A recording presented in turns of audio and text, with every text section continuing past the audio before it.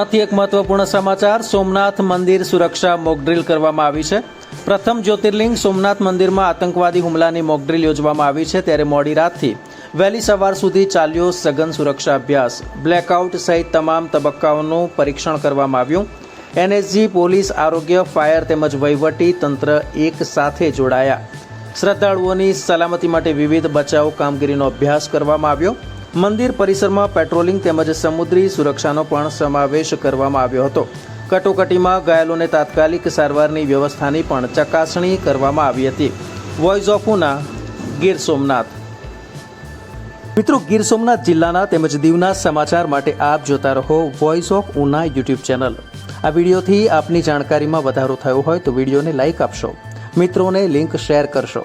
જો આપ પ્રથમવાર અમારી ચેનલ જોતા હો અથવા હજુ સુધી અમારી ચેનલને આપે સબસ્ક્રાઇબ ન કરી હો તો તુરંત સબસ્ક્રાઇબ કરી દેવા વિનંતી કે જેથી જિલ્લાના સમાચારથી આપ વંચિત ન રહી જાઓ। ધન્યવાદ।